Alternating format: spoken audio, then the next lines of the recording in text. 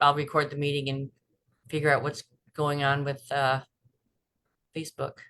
On my end, it says that we're live. Let It me, does? Oh my God. yeah, Here we are. Oh my God. yeah. All Yep. righty. Well, good morning, everybody. Um, it's Beth Doer Anthony back again with the Sedentity podcast.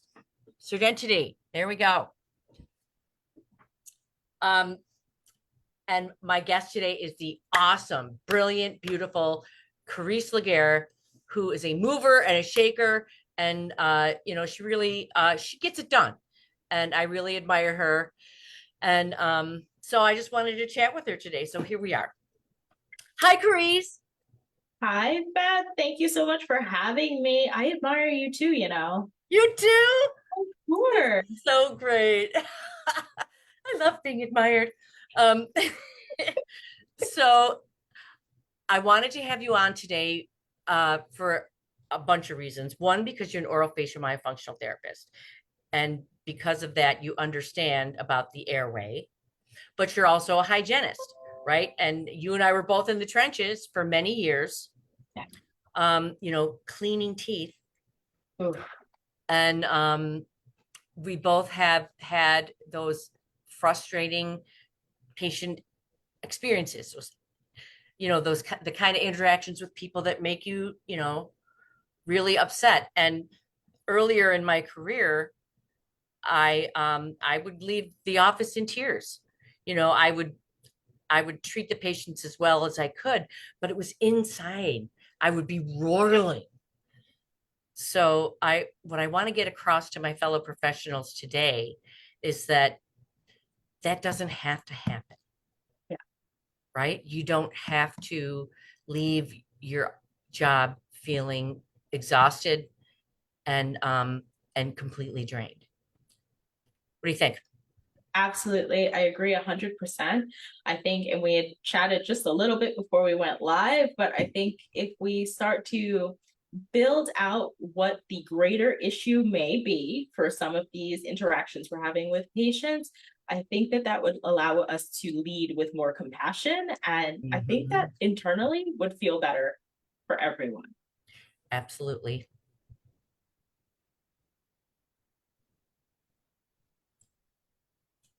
Um, Talk to me for a minute. I couldn't hear you. Oh, Oh, okay, can there you goes. hear me Sorry. now? There you It's go. it's that silly delay. Okay. So you also have done a lot to bring the field of orofacial myofunctional therapy to the forefront, to get Yeah, people talking about it and to help therapists develop their practice more. absolutely. And I'm so proud of you for that. Oh, thank you. When did you get your education in myo? So I took my first course in 2017. I was introduced to myofunctional therapy in 2014. It took Mm-hmm. me a while to kind of catch on to like why I needed to take a course and become a therapist, but 2017 is when I really got my feet in the field. Me too. I went to 2018. I went to Chicago and took the AOMT course, for 4 days over a weekend. And then you go back to the dental office, right? And you're like all excited, and no, everyone's like, "Huh, what?" You're excited and overwhelmed.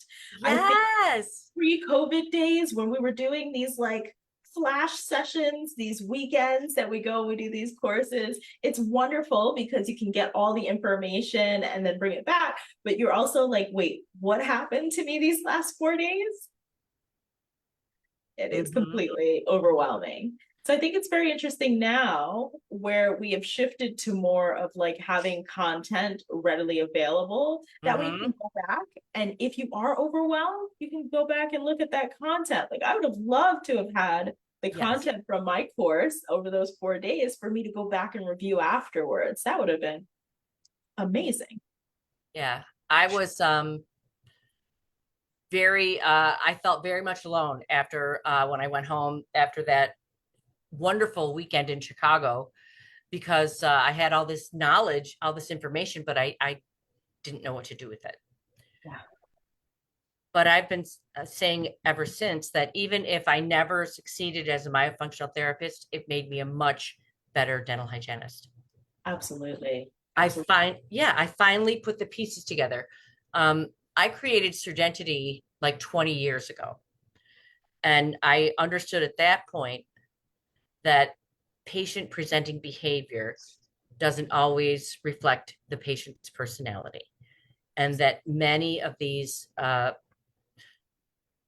patient behaviors that really irritate us are based in fear. And this patient is they're in a defense mode. Absolutely. And and when I took that course, I was like, oh my gosh, it's the airway. I knew they had PTSD, but I never could really figure out what the initial, I thought the initial trauma, a lot of times you could identify, an appointment or an experience in their childhood. Mhm. But that experience even comes from the airway. And that's why, kids are still suffering in dental offices that are like Disneyland. That's very true because there's so many pieces of the puzzle that have to be put together. And it starts really in utero. A lot of the traumas or tension that is brought upon the body has an impact on our structure. And as you go through the birth canal, there's whole other levels of trauma that's occurring. And then from there, how is all of that playing into the person that you're seeing into the chair right now? Like we're talking about, if you're seeing a general adult practice, you're talking Mm-hmm. about decades, Mm-hmm.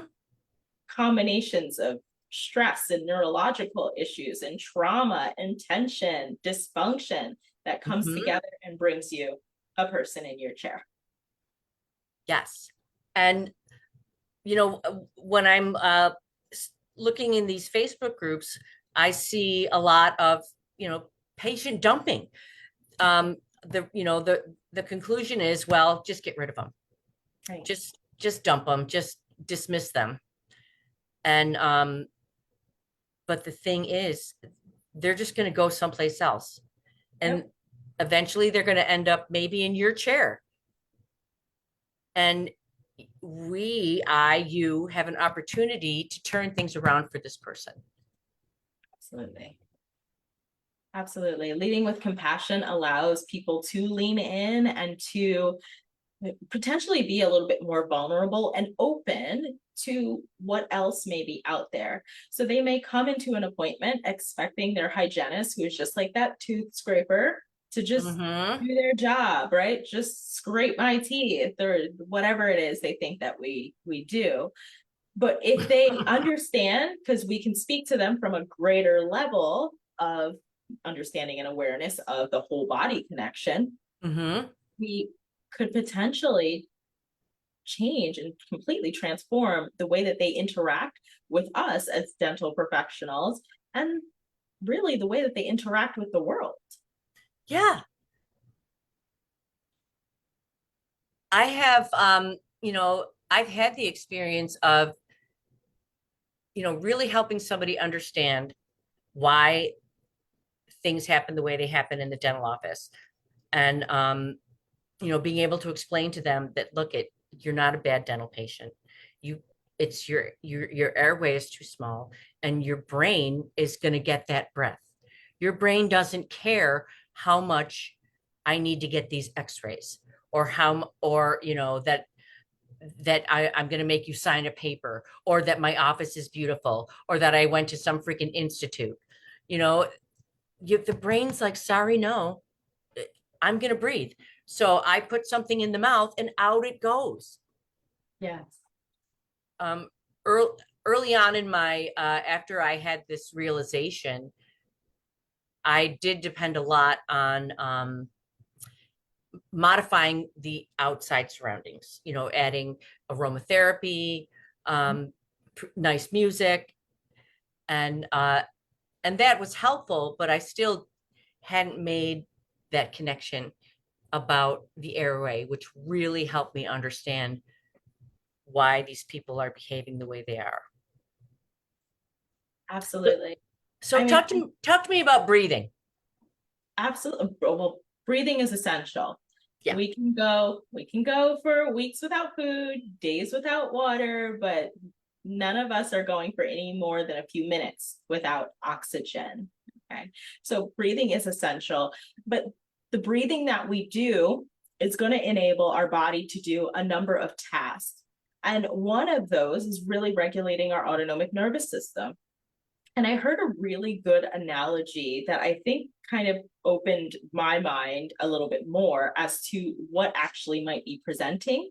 So imagine we've got this faucet that's running into a bathtub, and this faucet has no on and off switch. So it just runs. And that's, external stimuli, stress, trauma, that's whatever. That's all of our life's events and happenings. Okay.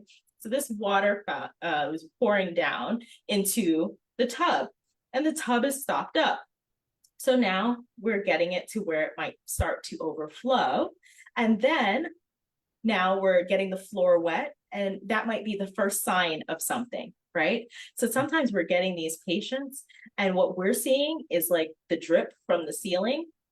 And that's what we're reacting to, the person that we're getting the little drip from, not really understanding that there is a whole event going on that we can't see in that bathtub, in that bathroom where the water is continuing to flow. So I think that that allows us to kind of understand what's going on when our autonomic nervous system becomes dysregulated. Any little thing is adding more water, and now we're getting this continuous overflow that drips out onto others in a number of ways. So it's incredibly important for us to be able to self-regulate, number one, and the only way to do that is by actually working through these things, eliminating some levels of dysfunction, because there's no way to eliminate stress. We're all going to experience stress. It is an undoubted reality that we all have to really accept. And on top of that, what we can do is really start to work on all the functional components and start to address people with that level of compassion, knowing that we're getting a drip, and just saying, I think something's going on. I think that there is more that can be done here. I'm seeing X, Y, Z, which gives me a pretty good indication that your tub might be overflowing. That is an amazing analogy. Um, and in dentistry, we tend to focus on just the drip, right? I mean, we were taught to look at teeth. Exactly. And if the patient comes in and we want to, fix their teeth. And I've had the great pleasure of being able to educate people as to the, your mouth is part of your body. I don't know if you know that, but your mouth is attached to the rest of your body, and it's actually like an entranceway. And and like Hippocrates had a much better idea of the mouth as a portal to the body, right? Or George Catlin in 1870, or Weston Price in 1916. They all had a much better grasp of the oral systemic connection than, and we kind of lost it. I think we got too dependent on technology. Absolutely. We definitely lost our way. And I think where you could start to see some of that shift is when things became more industrialized, when we got more processed foods, when we started to make life simpler. In making life simpler, we kind of forgot all of the stuff that really helped us thrive a little more in those times where we were thinking about the totality of a person. So 100% I'm with you. I think that we've lost our way, and you can really see that shift in that uptick of industrialization. I love that. And our profession has become industrialized, right? I mean, Yeah. it's definitely more focused on production and and money making. And as these DSOs start to form, which is going to be the standard in Absolutely. another 10 years, right? Absolutely. The single practice, the single doctor practice is not going to be around, I don't think. No, that's going to be an archaic form of practice. So the DSO was brought about to support the private practice, right? So it's having Right. a business entity that can really help your practice grow. But then the idea of the corporation itself and the idea of franchising dentistry became a larger concept as opposed to, having an organization to help your independent practice. So we're Mm-hmm. definitely are shifting away from a single provider, single practice model into more of a corporate entity and structure, which is very interesting considering the fact that we've had global giants like CVS, Walgreens, Walmart all try to enter into the Mm-hmm. dental space, not successfully. Not successfully. I saw you've been talking about that. Talk a little bit more about that. Yeah, I think that the problem is, so while if you look at Walmart's profits, even just in the last 1 year, from April 2023 to April 2024, over 600 billion with a B dollars in just 1 year. Heartland Dentistry by far is the biggest dental service organization in our industry. Their last year's profits were 1.2 billion. They can't compete in any realm with the marketing budget, ad spend, like the reach, the brand recognition of a Walmart. And somehow Walmart fails. I think that that's all based around one, clearly Walmart didn't understand how to do dentistry, because if they Mm-hmm. got it, they had every advantage in the world. But also, I think doing traditional dentistry is not the way. I think by far and large, the holistic and even WHOLE, like holistic Mm-hmm. model is what the people are asking for. People Mm-hmm. more integrative services. They want to go to a dentist who is going to look at them as a whole entity. I don't want to go sit down in somebody's chair and just have them look at my teeth and then send me along my way. I Mm-hmm. want them to be able to say, okay, here's what's going on here, and this is how it affects here. This is how it affects here. I'm pointing to my gut. This is how it affects everything, right? That way, I can really address everything in one building. That's the new standard of care. And if corporate dentistry ever caught on to that, I think we would see an explosion in DSO, an Mm-hmm. explosion like you wouldn't believe. Had Walmart caught on to that, I don't think Walmart Health would have failed. If CVS's Minute Clinic had caught up to that and Mm-hmm. where they tried to make dentistry incorporated into that, or dental screenings incorporated into, Mm-hmm. I think they wouldn't be closing all their locations right now. I think we need to start having that greater approach. That is amazing. And what I'm thinking about is uh, something that I call the 3S, this 3S treatment model: slam, shame, and sell. You slam the patient in the chair, you shame them for their current oral condition, and then you sell them stuff from the practice, right? Oh, these crown or whitening or whatever. And that's what industrialization has kind of created. And the model that you're talking about, I pray someday is going to be the norm, where because where dental offices do salivary testing that can, that can show genetic markers for disease, that they do, like, blood testing to, if a patient shows up with severe periodontal disease, why can't we order a test for their A1C and let them know, or have some sort of, chair side thing where, your sugar, wow, you need to get your sugar is alarmingly high. Here's 2 or 3 things that you can do to help bring that down. I love that. That Yeah. 3S thing is so very accurate. That's absolutely genius, Beth. And 100%. We should be having more of that model. Why would you anticipate going to your dental office and not getting salivary testing? I mean, you would never go to your physician's office and not get all the testing that you could. You want your blood tests to your blood work to be as comprehensive as possible. Why shouldn't we be checking saliva in the dental office? Saliva testing is amazing. Yeah. Um, and they keep developing it, and we're able to learn more and more about a person's general health and even some of their genetic stuff from their saliva. Yes. And saliva is what I tell my patients, it is a digestive enzyme. Okay, it doesn't just make your mouth feel wet.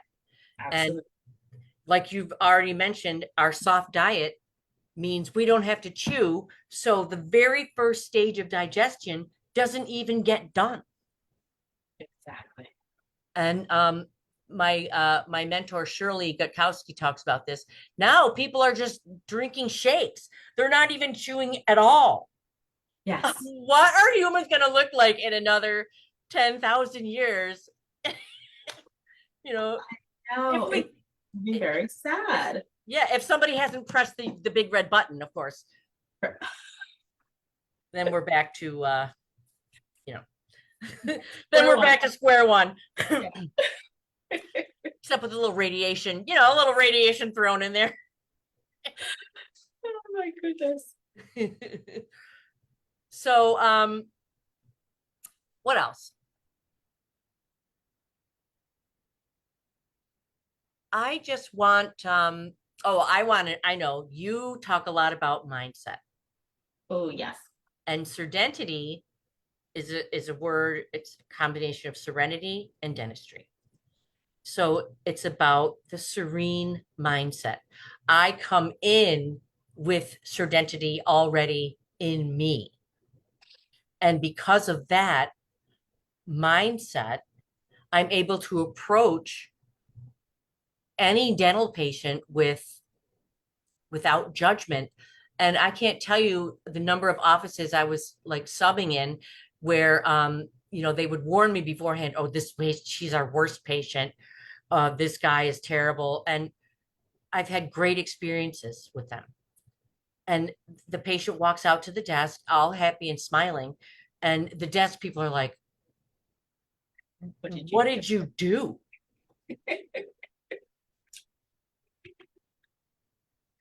Absolutely. I think mindset is a very big thing that can either help to promote your day and your life and your career and your perspective, or it can do the exact opposite where it will contribute to a very negative experience for in many aspects of your life. So mindset's incredibly important because your thoughts all matter. Your positive thoughts are going to exude out of you in the same way that your negative thoughts do. If you on the schedule that you have a negative perception and you already are in your mind, I'm going to have a negative experience with this patient, guess what's going to happen? You're going to have a negative experience. You're not approaching that patient in the same way that you would a patient that you either feel neutral about or very positive about. So you're not going to approach them the same. And their energy is going to, in some ways, match your energy. So when your mindset is negative, you're going to essentially, make it manifest. You will make it happen. So I like to approach each situation and each day with a positive mindset. Today's going to be a great day. Something good's going to happen today. And if it doesn't happen, it's not because I thought something bad. It's just because life happens. Not every day is going to be great, but your mindset is going to lead you more likely than not towards those great days, great experiences.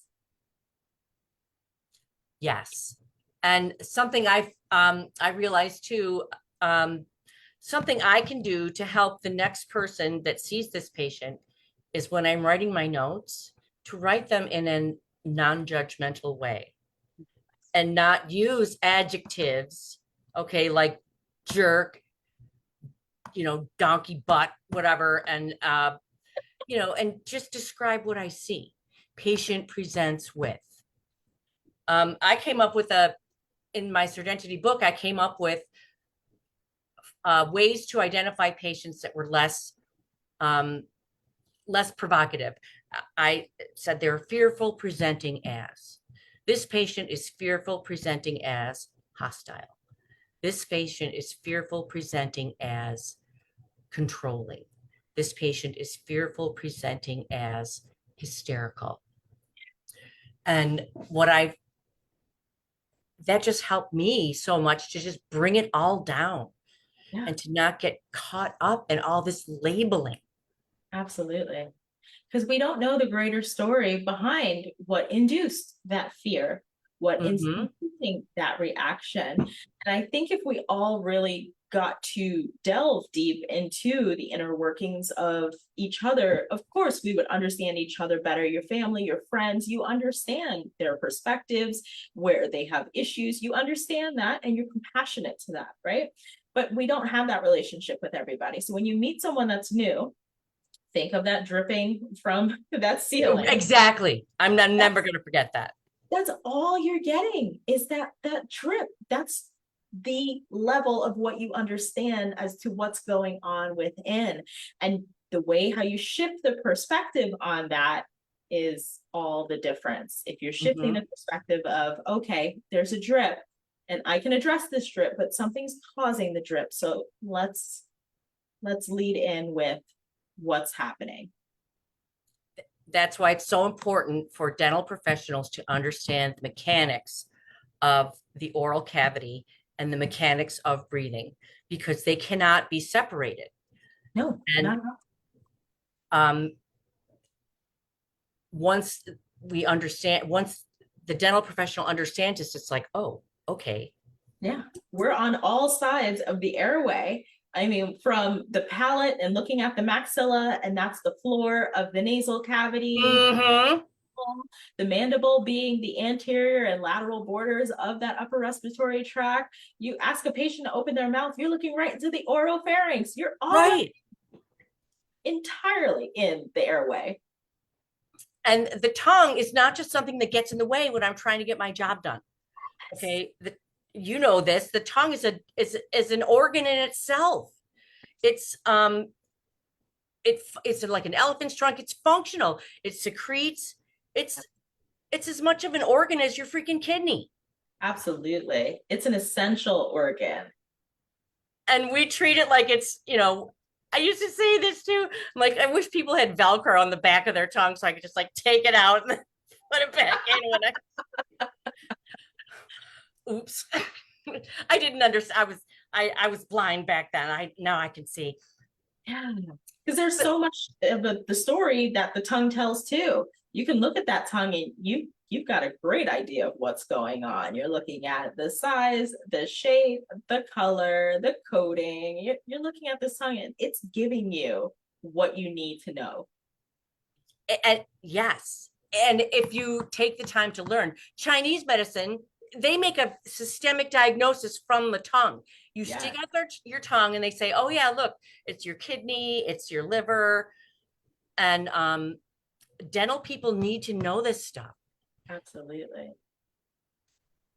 And, you know, and in dental hygiene school, I didn't, they threw a bunch of teeth on the counter and told us to identify them, right? Upper, lower. Okay, this is an upper right first premolar. I'm like, why do I have to do this? They're like, well, Right. because the teeth are going to drift. I'm like, they're not going to drift into the other arch. We're not there yet. Right. Well, why can't we do tooth transplants, BT jobs? I mean, you can do freaking heart, liver, lung. You can have somebody else's entire innards put into you, and we can't transplant teeth. Come on.